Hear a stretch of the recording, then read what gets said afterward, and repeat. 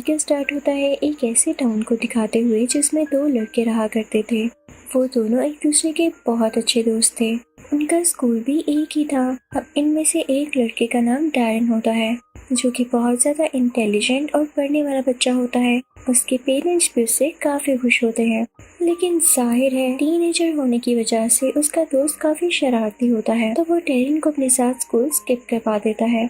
और ये बात डैरन के पेरेंट्स को बिल्कुल अच्छी नहीं लगती, तो वो डैरन को भी अक्सर कहते रहते हैं कि हमें तुम्हारा दोस्त बिल्कुल पसंद नहीं है। अब डैरन के पेरेंट्स उसके पास जाते हैं और उससे कहते हैं कि आइंदा के बाद तुम अपने दोस्त जिसका नाम स्टीव है उसके पास कभी नहीं जाओगे, ना उसकी कंपनी में रहोगे, क्योंकि तुम खराब हो रहे हो, तुम्हारा पढ़ाई में भी कहीं दिल नहीं लगता। लेकिन ये बात डैरन को बिल्कुल अच्छी नहीं लगती। वो स्टीव से दोस्ती बिल्कुल भी नहीं तोड़ना चाहता था, इसलिए वो स्टीव के पास जाता है और उसे बताता है कि मेरे पेरेंट्स कह रहे हैं कि तुमसे दोस्ती नहीं रखनी, लेकिन तुम मेरे बहुत अच्छे दोस्त हो और मैं ऐसा नहीं चाहता, तो हम हमेशा दोस्त रहेंगे, ठीक है? तो स्टीव कहता है बैड आइडिया, और वो दोनों इस टॉपिक को लेके बहस शुरू कर देते हैं। तभी उनके पास से कोई गाड़ी गुजरती है जो कि उनकी तरफ एक पोस्टर फेंकती है, और वो पोस्टर होता है किसी सर्कस का जो कि आज रात होने वाली थी। ये दोनों इस पोस्टर को देखने लगते हैं जैसे यहाँ जाने के लिए ये लोग फीलिंग हो। अब हमें स्कूल का सीन दिखाया जाता है। डैरन फिर से क्लास में ध्यान देने की बजाय इस पोस्टर को अपने बुक में रखकर देख रहा होता है कि तभी वहाँ पर टीचर आते हैं और वो ये पोस्टर छीन के देखने लगते हैं। वो सब बच्चों को वार्न करते हैं कि खबरदार कोई बच्चा इस सर्कस में गया तो तुम में से कोई भी यहाँ नहीं जाएगा। लेकिन डैरन तो बात मानने वाला था ही नहीं। वो रात होते ही अपने दोस्त स्टीव को लेके उस सर्कस में जाने के लिए निकल पड़ता है। ये लोग आज भी अपने पेरेंट्स से छुप कर गए थे। अब ये लोग उधर पहुंच जाते हैं और अपनी टिकट्स लेने लगते हैं, तो उनके हाथ पर कोई छोटा सा क्रिएचर काट लेता है। तभी वहाँ पर इन्हें एक आदमी मिलता है और वो इनसे बातें करने लगता है। फिर ये लोग अंदर आ जाते हैं जहाँ पर तरह तरह के क्रिएचर्स और कैरेक्टर्स देख रहे होते हैं। उधर एक बंदर के जैसे देखने वाला वुल्फ भी होता है, साथ ही साथ एक स्नेक मैन भी और एक ऐसी औरत जो कि अपने किसी भी बॉडी पार्ट को रीजनरेट कर सकती थी। सब अपने अपने कारनामे दिखाते हैं और इनके बाद एक लेडी आती है जो कि फ्यूचर देख सकती थी। वो सीधा डैरन की तरफ बढ़ती है और उसके फेस को टच करके उसका फ्यूचर देखने लगती है, लेकिन न जाने वो क्या फील करती है या उसे क्या नजर आता है। वो घबरा जाती है। उसके फेस पर बियर्ड आ जाती है, यानी उसके मुंह पर बाल आ जाते हैं, जिन्हें वो उतारती है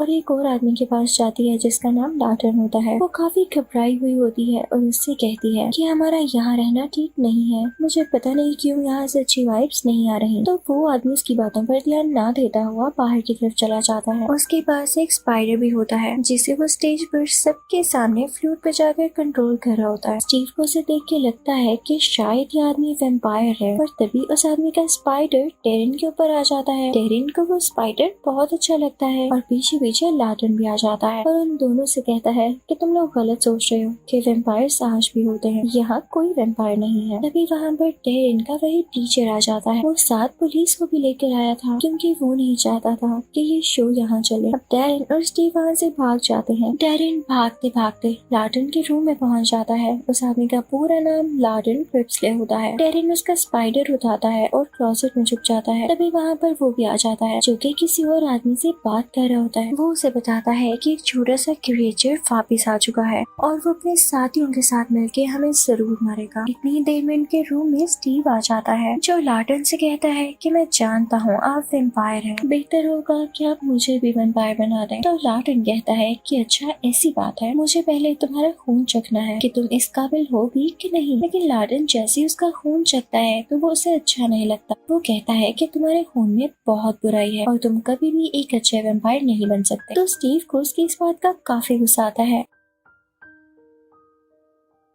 और वो उससे कहता है कि मैं तुमसे बदला लूंगा। तो लाटन को ये बात बिल्कुल अच्छी नहीं लगती। उसके बाद लाटन अपना स्पाइडर देखने के लिए आगे बढ़ता है। तो डैरन को जब रियलाइज होता है कि उसकी जान खतरे में पड़ सकती है तो स्पाइडर को लेता हुआ बाहर आ जाता है। उसकी टक्कर एक गाड़ी से होती है और ये वही गाड़ी होती है जो कि मूवी की स्टार्टिंग में हमने देखी, जिसने सर्कस का पोस्टर फेंका था। डैरन उस गाड़ी के अंदर बैठ जाता है और उसमें जो आदमी होता है वो डैरन का एक बाल लेता है क्योंकि उसने कोई एक्सपेरिमेंट या रिसर्च करनी थी। उसके बाद वो लोग डेरिन को उतार देते हैं। अगले दिन डेरिन स्पाइडर को अपने साथ स्कूल ही ले आता है, लेकिन स्टीव भी उसे देख लेता है और उससे कहता है कि मुझे दिखाओ। डेरिन जब उसे स्पाइडर वाला केज पकड़ाता है तो वो उसके हाथ से गिर जाता है और स्पाइडर बाहर आ जाता है। स्पाइडर पूरे स्कूल में फिरने लगता है, जिसकी वजह से बच्चे काफी डर रहे होते हैं। डेरिन को भी डर होता है कि कहीं स्पाइडर इनके पाँव के नीचे ना आ जाए। वो उसे फ्लूट से कंट्रोल करने की कोशिश करता है, लेकिन उसकी फ्लूट पे गिर जाती है और पाँवों के नीचे आने लगती है। इतनी ही देर में वो स्पाइडर स्टीव के मुंह पर काट लेता है, जिससे स्टीव बेहोश होकर गिर जाता है। तो डेरिन फौरन से लार्टन के पास जाता है ताकि उसे कोई मेडिसिन लेकर आ सके या कोई ऐसा तरीका जिससे स्टीव होश में आ सके। अब डेरिन पहुंच जाता है लार्टन के पास। वो उसे सारा कुछ बताता है तो लार्टन को काफी गुस्सा आता है और कहता है कि तुमने गलत किया मेरा स्पाइडर चुरा कर, लेकिन अब क्योंकि तुम मुश्किल में हो तो मैं तुम्हें मना नहीं कर सकता। तुम्हें अपने दोस्त की जान बचानी है ना, तो इसके लिए तुम्हें कुर्बानी देनी हो। तो डेरिन कहता है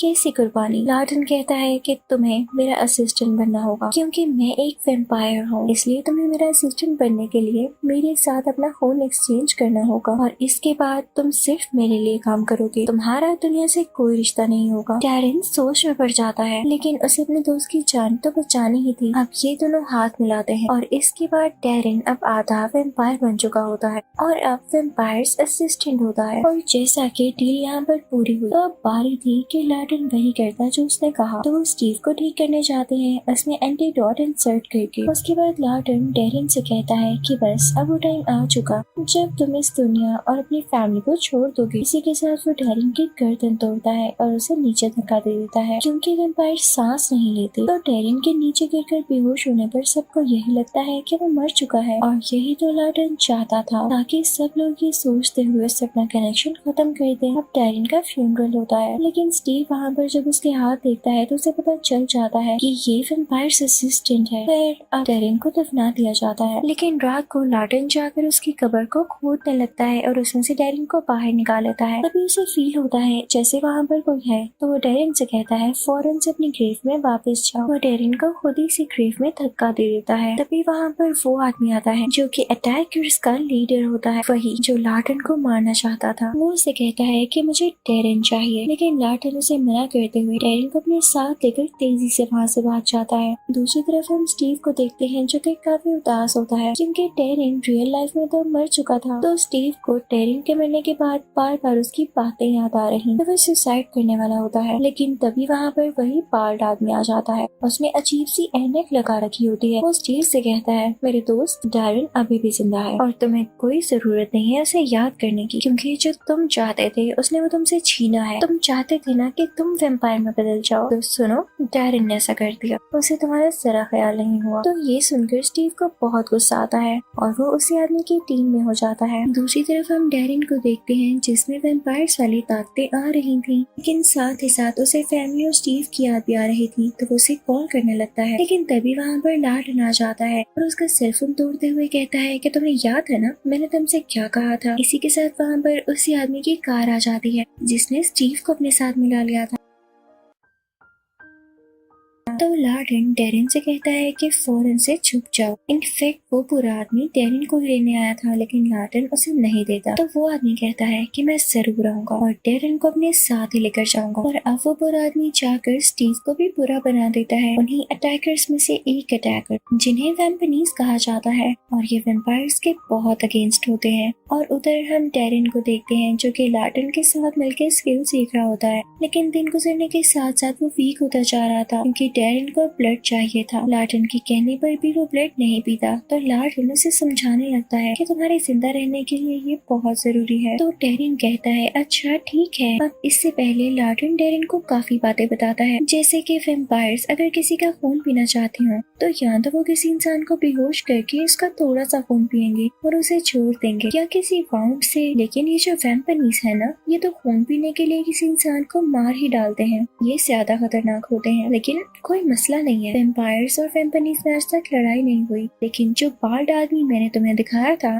जिसके साथ तुम गाड़ी में बैठे थे, वो बिल्कुल अच्छा नहीं है। वो वैम्पायर्स और वैम्पनीज में हमेशा लड़ाई करवाने के चक्कर में होता है ताकि कहीं से उसे फायदा हासिल हो। तो तुम कभी भी उसकी बातों में नहीं आना। इसी के साथ वो एक जगह पहुंच जाते हैं जहाँ पर लार्टन एक आदमी को बेहोश करता है और डेरिन से कहता है कि अब तुम खून पी सकते हो। यहाँ आकर भी डेरिन का ब्लड पीने का दिल नहीं चाह रहा होता, क्योंकि वो हाफ वैम्पायर हाफ ह्यूमन होता है। तो लार्टन उसे कहता है कि नहीं, जैसे खाना नहीं खाओगे और मर जाओगे ना, इसी तरह खून नहीं पियोगे तब भी मर जाओगे। और ये कह के वो चला जाता है। दूसरी तरफ हम देखते हैं कि वैम्पनीज बातों में आकर वैम्पायर को मारने के लिए उसी सर्कस पर अटैक करते हैं। अब वहाँ पर वैम्पनीज टेरिन को भी ढूंढने लगते हैं, लेकिन लार्टन ने उसे छुपा दिया होता है। अब जब वैम्पनीज को टेरिन नहीं मिलता तो उसकी बहुत अच्छी दोस्त को अपने साथ ले जाते हैं, जो कि असल में एक मंकी गर्ल होती है। अगले दिन टेरिन जब सर्कस में जाता है तो वहाँ पर एक लड़का उसे बताता है कि उन लोगों ने मुझे जख्मी कर दिया और वो तुम्हारी दोस्त को ले गई। टेरिन फौरन से अपनी दोस्त को बचाने के लिए जाता है और जब वो अपने घर पहुँचता है तो देखता है कि उसके घर वालों को भी उन्हें वैम्पनीज ने किडनैप कर लिया है। वहाँ पर उसके लिए एक नोट भी होता है। वहाँ पर ये लिखा होता है सी यू एट थिएटर। ये वही जगह थी जहाँ पर स्टार्टिंग में हमने कुछ शोज देखे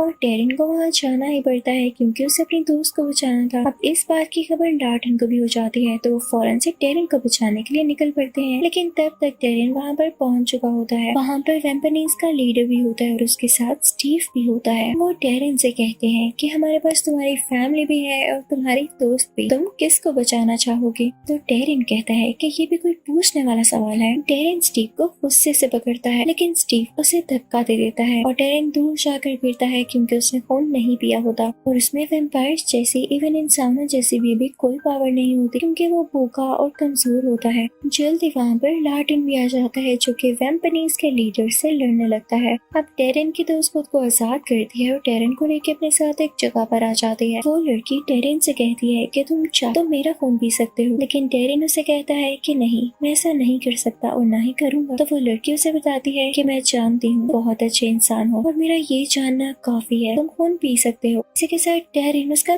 थोड़ा सा खून पीता है और उसमें काफी पावर आ जाती है। अब टेरिन उसी जगह पहुंचता है जहां पर स्टीव और वो लीडर लार्टन पर अटैक कर रहे होते हैं। उसे काफी कमजोर कर चुके होते हैं, लेकिन लार्टन भी एक चाकू उठाता है और वैम्पनीज के लीडर के पेट में दे मारता है। उसे काफी दर्द होती है और वो वहीं पर मारा जाता है। तभी वहाँ पर वो बाल्ड आदमी भी आ जाता है जो कि काफी खुश हो रहा होता है और स्टीव भी अब उस जगह खुश था। टेरिन को स्टीव पर बहुत गुस्सा आता है कि उसने इनको धोखा दिया बिना कोई बात जाने हुए, और अगर स्टीव वाकई बच गया तो ये भी उसी लीडर की तरह बुरा आदमी बन जाएगा। तो टेरिन उसे मारने के लिए आगे बढ़ता है, लेकिन वही बाल्ड आदमी स्टीव को अपने पास बुला लेता है। वो स्टीव से कहता है कि आज से तुम ही वैम्पनीज के नए लीडर हो। वो वैम्पनीज के पुराने लीडर को एक छोटे से क्रिएचर में बदल देता है और फिर वो स्टीव को अपने साथ लेके वहाँ से चला जाता है। दूसरी तरफ हम लार्टन को देखते हैं जो कि टेरिन की हेल्प करता है कि वो अब अपनी फैमिली को वापस ला सकता है, क्योंकि वो भी समझ चुका था कि फैमिली से ज्यादा इम्पोर्टेंट तो कुछ नहीं होता और जो फैमिली से दूर जाते हैं वो स्टीव की तरह बुरे बन जाते हैं। अब टेरिन की फैमिली वापस आ चुकी थी तो लार्टन उनको हिप्नोटाइज करके उनकी मेमोरी इरेज कर देता है ताकि वो भूल जाएं कि टेरिन कभी मरा भी था। लेकिन मूवी के लास्ट सीन में हम देखते हैं कि टेरिन लार्टन के सर्कस शो में भी जाता है, यानी वो फैमिली के साथ भी रहेगा